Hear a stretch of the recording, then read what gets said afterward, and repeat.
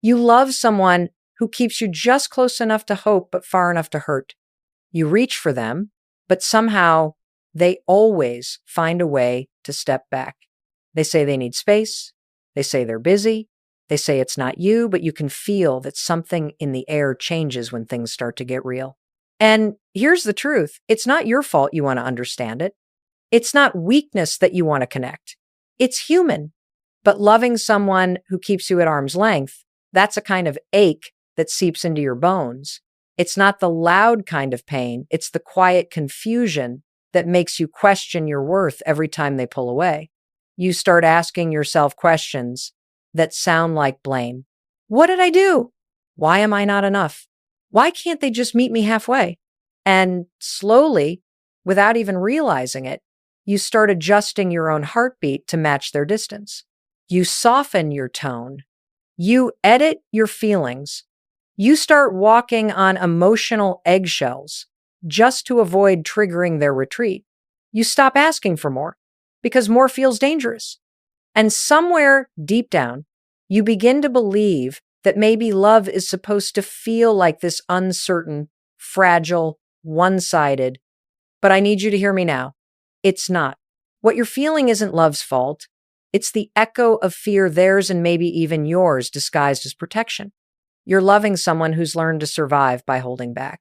And what's heartbreaking is that you've started to do the same. You tell yourself, if I just stay calm, if I just stay patient, they'll come closer. But let's be honest, you're not calm. You're contained. You're not patient. You're waiting. And that waiting, that silence between you, it starts to feel like rejection. But here's the shift, and I want you to write this truth somewhere you'll never forget it. Their distance is not a reflection of your value. It's a reflection of their safety. Avoidant people don't distance because you're unworthy. They distance because closeness scares them. For them, intimacy doesn't feel safe. It feels like surrender. And you, with your big heart, your openness, your willingness to show up, you represent everything they've been taught to fear. That's why loving them hurts so much. Because you're trying to offer connection to someone whose nervous system is wired for escape. You're saying, let me love you, while their whole body is saying, I need to survive this. But before you start believing that this story ends in heartbreak, let me tell you something powerful. It doesn't have to. Because what you're really here to learn isn't how to chase them, it's how to anchor yourself. How to love without losing yourself. How to be calm without becoming small.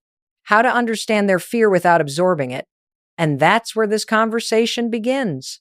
We're not here to judge them or you. We're here to understand what happens when fear meets love and how to build something stronger than both. Because love isn't about chasing what runs.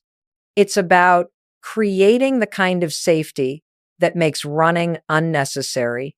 And when you finally understand that everything about how you love and how you're loved begins to change. Let's talk about why they are the way they are. Because when you start to understand that, everything begins to make sense, not just their behavior, but your reaction to it. An avoidant isn't born distant. They become that way. Somewhere in their childhood, love got mixed up with danger. Maybe they grew up in a home where emotions weren't safe. Maybe they were told, stop crying, or you're too sensitive. Maybe the people who were supposed to comfort them were also the ones who caused their pain. So their nervous system made a decision long before they even had language for it. That decision was simple. Closeness hurts, distance protects. And once that belief settles in, it becomes the foundation of how they do relationships for the rest of their life. So when they start to feel close to you, when love starts to feel real, something inside them wakes up, not joy, not excitement, fear of being consumed, of losing control, of being seen and then abandoned. And because that fear is wired so deeply, their instinct is to pull away. They disappear not because they stop caring, but because caring feels dangerous. Their nervous system doesn't interpret your love as safety, it interprets it as risk. That's why sometimes it feels like you're being punished for being available. You open up, they shut down. You speak from the heart, they go quiet. You try to connect, they change the subject or create distance. But here's what's happening underneath that silence. Their brain is scanning for threat. Their body is saying, this feels too close. I need to get out. And that's why logic doesn't work with them. You can't reason someone out of a fear that was wired in before they could even reason. But I want you to hear this part clearly. This isn't an excuse for their behavior. It's an explanation. Because once you understand the blueprint, you can stop taking their distance personally. See, when you don't know the pattern, their withdrawal feels like rejection. But when you do know it, you can finally see it for what it is, a defense mechanism, a strategy for safety that once protected them, but now sabotages them. And here's the thing, most people never realize avoidants don't hate love. They crave it. They crave it so deeply it terrifies them. They want connection just as much as you do. They just want to feel safe while having it. They want love that doesn't feel like a trap. They want to know they can breathe inside a relationship. And that's where your power comes in. Because you can't make them feel safe by getting closer. You make them feel safe by being steady. Emotional safety doesn't come from intensity. It comes from consistency. It's not the fireworks that build trust. It's the quiet moments where you show that you're grounded, that you don't panic when they pull away, that you can hold your own peace when theirs wavers.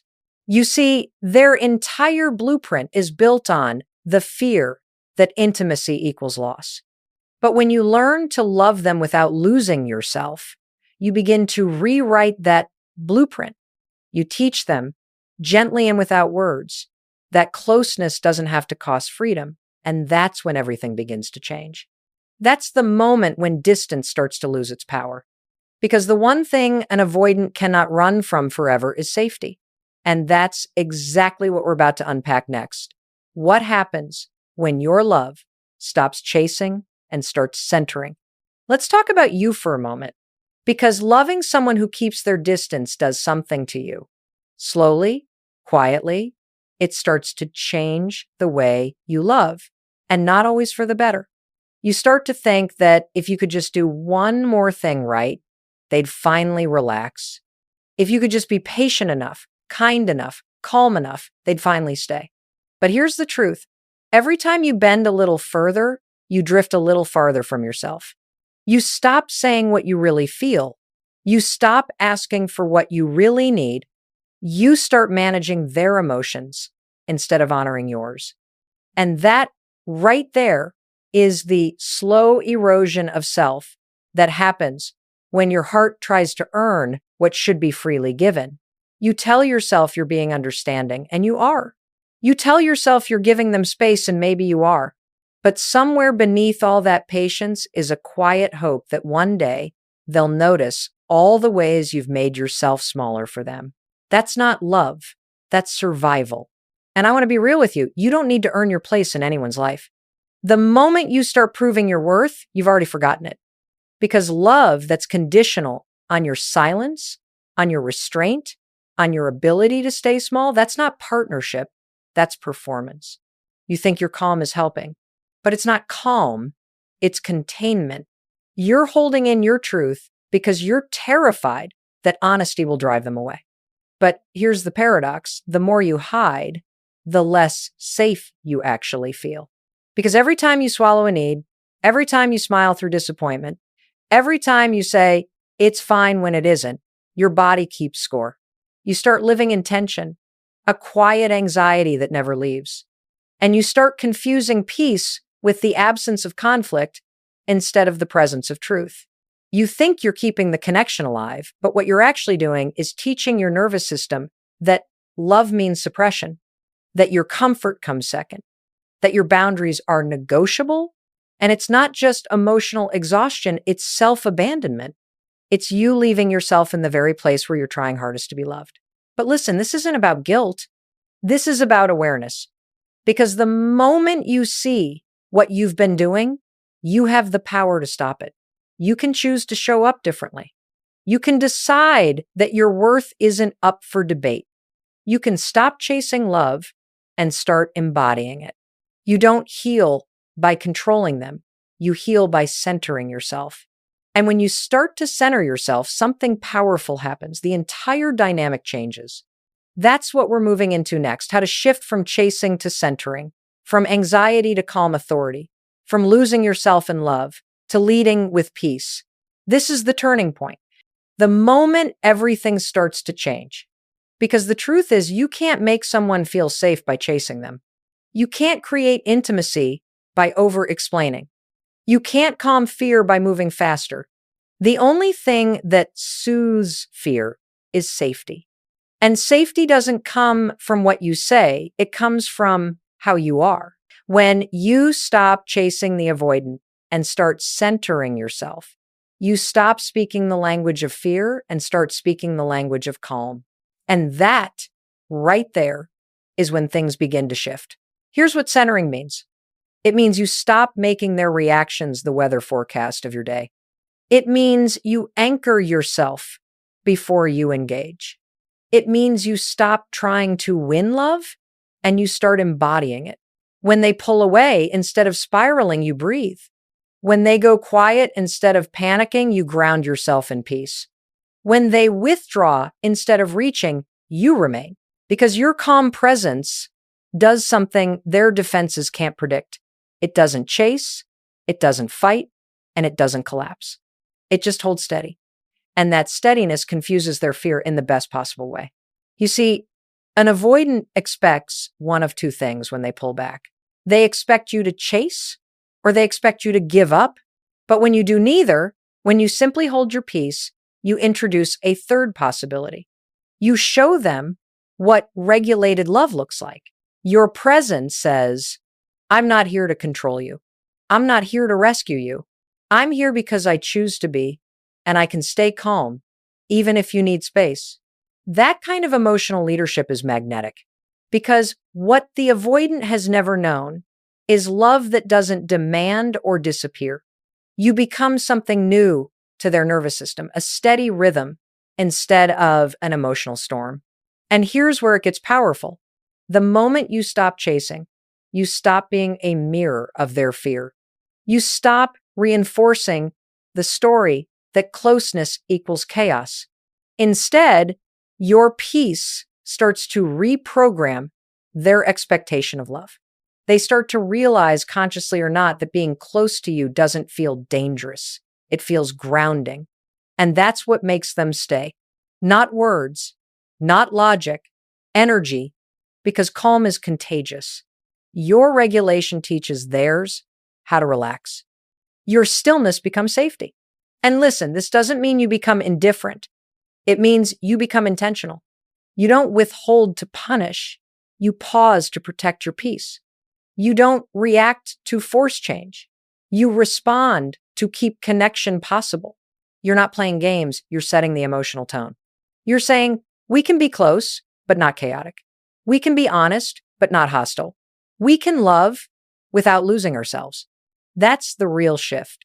You move from control to confidence, from anxiety to alignment, from chasing approval to commanding respect, not through power, but through peace.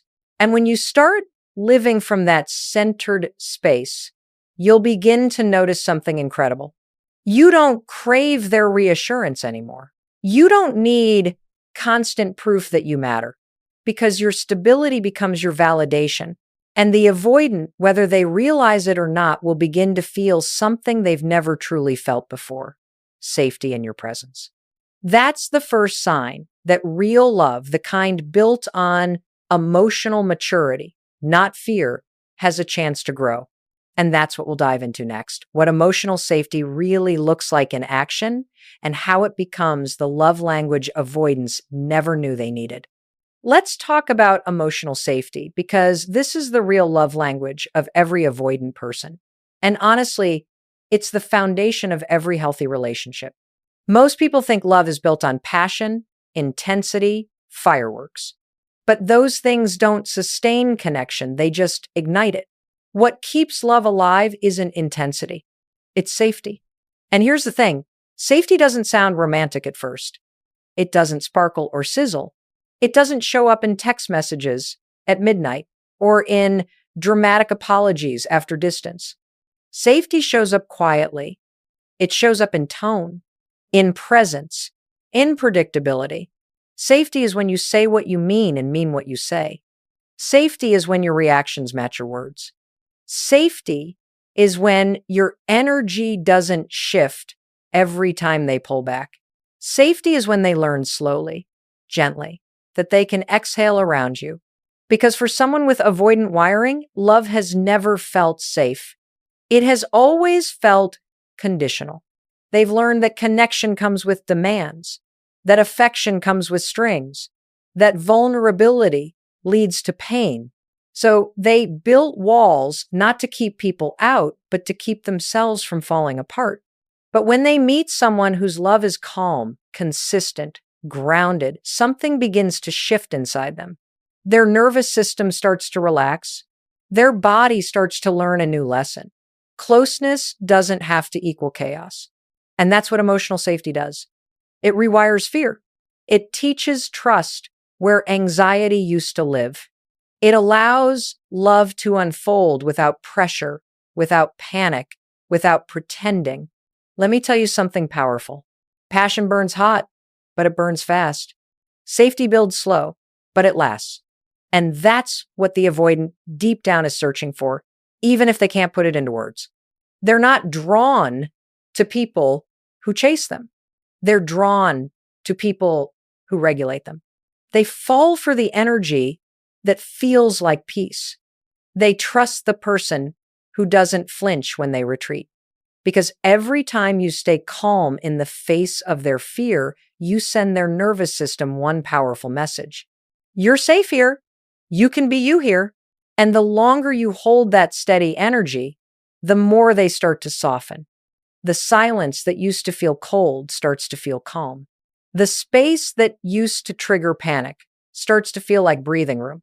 And for the first time in their life, they begin to experience intimacy, not as loss of control, but as freedom within connection. That's why emotional safety isn't just the love language of the avoidant. It's the love language of anyone who's ever been hurt and still dares to try again. It's the love that says, I'm not going anywhere, but I'm not losing myself either. It's the love that grows roots, not walls. And I want you to remember this. Safety isn't passive. It's powerful. It's not weakness to stay calm. It's leadership. Because when you can hold peace in the presence of someone else's fear, you become the anchor they never had. You show them that love can feel steady, not stormy. And that's the energy that changes everything. That's how you stop the cycle of chase and retreat, by embodying the one thing fear can't survive: consistency. Which brings us to the next truth we need to unpack, because if emotional safety is the foundation of love, then boundaries are the structure that keeps it standing. Let's talk about boundaries, because this is where so many people, loving and avoidant, get it wrong. You think boundaries will push them away. You think saying no means they'll leave. You think if you give them too much freedom, they'll never come back. But let me tell you something that might just flip your entire idea of love upside down. Boundaries don't break connection. They protect it. You see, the avoidant doesn't fear your love. They fear being consumed by it. They're not running from affection. They're running from the loss of themselves.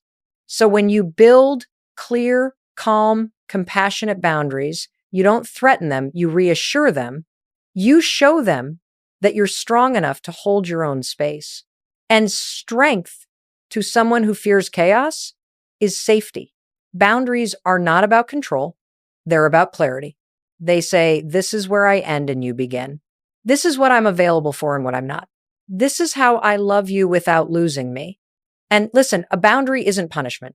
It's a declaration of peace. It's saying, I can hold love and self-respect at the same time. Because here's what happens when you don't have them. You overgive. You over-explain. You overstay. You make yourself responsible for their emotional temperature. And eventually, you become resentful, depleted, invisible. Then one day, you wake up and realize you haven't been rejected. You've just been absent from yourself. But when you start to draw boundaries from love, not fear, everything changes. You stop chasing connection and start curating it. You stop trying to earn respect and start embodying it. And what's powerful about this shift is that the avoidant feels it. They may not understand it consciously, but their body picks it up instantly. Your energy stops saying, I need you to feel okay, and starts saying, I am okay, whether you come close or not. That's when they start to trust you. Not because you gave them space, but because you respected your own, not because you said the right words, but because your energy finally matched your worth. And that's what most people miss. Boundaries don't close your heart, they keep it honest. Boundaries don't push love away, they make love real. Because when you hold your own center, you're no longer teaching the avoidant that love means self-abandonment. You're teaching them that love means balance, that two people can stand side by side, both whole, both free, and both willing to stay. That's the paradox of real love. The stronger your sense of self, the safer they feel being close. Because you're no longer a threat to their independence, you're a reflection of it. So don't be afraid to draw the line. Don't apologize for honoring your limits. Don't confuse calm boundaries with coldness. Because true intimacy isn't found in collapsing into one another. It's found in standing together, each person grounded in their own truth. And when that balance begins to take root, something incredible happens. The relationship stops feeling like a battlefield and starts feeling like a partnership. The avoidant stops reacting and starts relating. The love that used to feel like walking on eggshells starts to feel like standing on solid ground. That's when love stops being survival and starts becoming choice. And that's exactly what we'll explore next. The deeper paradox at the heart of all healthy love, the truth that freedom and connection don't cancel each other out, they complete each other. Here's the truth. Most of us never learn until we've been broken open by love. The more whole you are on your own, the safer love becomes. Real connection isn't two people clinging to each other out of fear of being alone. It's two people choosing each other from a place of strength. It's not you complete me. It's we expand each other. You see, avoidants don't actually want distance. They want freedom. But most people don't understand that freedom and distance are not the same thing. Distance is fear. Freedom is trust. When you love someone who fears closeness and you stay rooted in your own independence, you teach them that love doesn't have to mean disappearance, that you can be deeply connected without being consumed. And that realization, it's revolutionary. Because for an avoidant, connection used to mean losing themselves. But when they meet someone who stands firm, who doesn't demand, who doesn't chase, who doesn't collapse, they start to experience love in a brand new way. They learn that they can breathe in closeness. That intimacy doesn't have to feel like surrender, that they can open their heart and still stay themselves. And for you, that's the moment you stop performing and start being. You stop trying to control the outcome and you start trusting your energy. You stop saying, please see me, and start saying, I see me. And that's enough. Because connection isn't built by blending into someone else's comfort zone. It's built by standing in your truth while offering them space to stand in theirs. That's what I mean by the paradox of true connection. The closer you get to yourself, the closer others can get to you. Your self-awareness creates emotional safety for both of you. You become a mirror, not a rescuer. You become an example, not an escape route. And when love is grounded in freedom, it stops being a tug of war. It becomes a dance. It's two people moving together, not because they need to, but because they choose to. No one's chasing, no one's running. There's just rhythm, give and take, speak and listen, lean in and breathe out. And that's the kind of connection the avoidant never knew was possible, because it's the kind of love that doesn't demand change, it inspires it. This is where love becomes mature. Not the firework kind, but the kind that lasts through seasons. The kind that gives both people room to grow, fail, repair, and still return to one another without fear. You see, freedom inside love is the highest form of intimacy. It says, you're free to be you, and I'm free to be me, and we still choose each other. That's love without ownership. That's connection without control. That's peace. And once you taste that, you'll never settle for chaos again. Because love that doesn't cage you is the only love worth staying for. And that's where we're heading next, into the transformation itself. The moment the avoidant begins to feel safe enough to stop running, to start opening, and to let real intimacy take root, this is the moment everything shifts. The moment when the avoidant, the person who once pulled away, who once froze, who once seemed unreachable, starts to feel something new inside them. Safety. It doesn't come with fireworks. It doesn't come with grand gestures.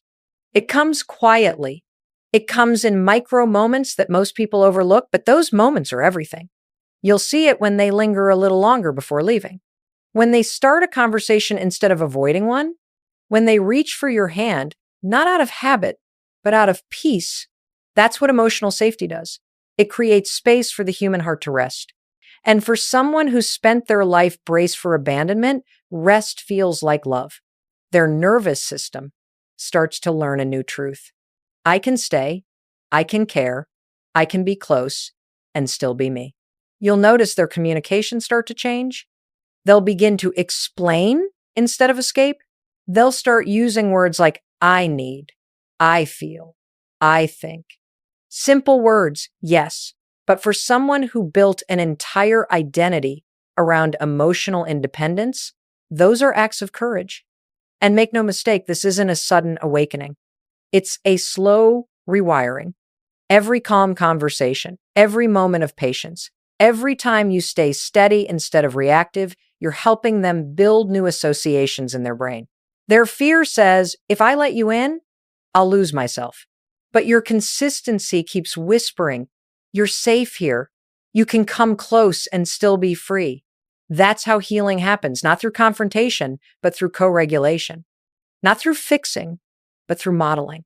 You become the mirror that reflects peace instead of panic. You become the example that says, love doesn't have to hurt. And as they begin to feel this safety, they'll start to open up in ways that surprise you. They'll share memories they've never told anyone. They'll express emotions they used to hide behind silence. They'll let you see the child inside, the one who learned early on that love wasn't safe. And when they do, you'll realize you're witnessing something sacred. Because vulnerability, for the avoidant, is not a performance. It's a rebirth. Every word they share is a risk. Every moment they stay instead of running is an act of bravery. They are learning that connection doesn't equal captivity. And the reason this transformation matters isn't just about them, it's about you too. Because as you hold steady in your own peace, you're learning something just as powerful. You're discovering that you don't need someone else to calm your storm. You can be your own anchor. You see, healing doesn't happen when they change. It happens when you both evolve together. When your steadiness teaches them trust, and their opening teaches you patience. When fear turns into understanding, and distance turns into choice, that's what authentic love looks like. It's not perfect. It's not polished. It's not pain-free. It's two nervous systems learning to dance together, slower, steadier, safer. And when that happens, when they finally start to stay, when you can both exhale in the same space, that's when love stops being a chase and starts being a home, a safe, grounded, living connection. And that's where we're going next, into the final message. How to love like this without losing yourself again. How to let freedom and intimacy coexist, and how to recognize that the safest love you'll ever experience begins with the safety you build within. So here we are, full circle. You've loved someone who kept you at a distance. You've tried to reach them, fix them, understand them. You've felt that ache of being near someone who seems afraid of what you're offering. And through all of it, you've learned the most powerful lesson of love there is. You can't lose yourself to find someone else. The deepest form of love will always start with you. Because until you know how to stay centered in your own peace, you'll keep mistaking intensity for intimacy. You'll keep calling chaos chemistry. You'll keep trying to prove your value to people who were never meant to define it. But not anymore. Now you know what love really looks like. It's not fireworks. It's not fantasy. It's not chasing. It's safety. It's consistency. It's clarity. It's being able to say, I love you, but I also love me. I want connection, but not at the cost of my peace. I can hold space for you and still hold boundaries for myself. Because the moment you stop abandoning yourself in the name of love is the moment you start attracting the kind of love that doesn't ask you to. And here's the beautiful paradox. That's exactly the kind of love an avoidant person needs to feel safe. When you stand tall in who you are, you give them permission to stop running from who they are. Your steadiness becomes their safety. Your boundaries become their freedom. Your calm becomes the rhythm they trust. That's what emotional leadership looks like. You don't lecture. You don't chase. You don't threaten. You embody. You live the peace you want to feel. And that peace, that grounded, unwavering, gentle energy, it's magnetic. It's how love grows roots deep enough to last through the fear, through the silence, through the change. So I want you to remember this right now as you listen to the sound of your own breath. You don't need to prove that you're worthy of love. You just need to be present enough to receive it. You don't need to fix someone's fear. You just need to refuse to let it dictate your worth. You don't need to chase what's running. You need to stand still long enough for peace to find you. Because love without safety isn't love, it's survival. And you weren't born to survive love. You were born to live it. So let's make a new promise to ourselves, right here, right now. No more shrinking to fit someone else's fear. No more mistaking silence for punishment. No more begging for what peace can give you freely. From this point forward, you build love from the inside out. You build safety through your own calm. You build connection by being whole, not by being half of someone else's story. And when you do, when you choose calm over chaos, truth over tension, freedom over fear, that's when love stops being a battlefield and becomes a sanctuary, because the safest love you'll ever find isn't when someone stops running from you. It's when you stop running from yourself. That's what it means to love without losing yourself. That's what it means to finally be home.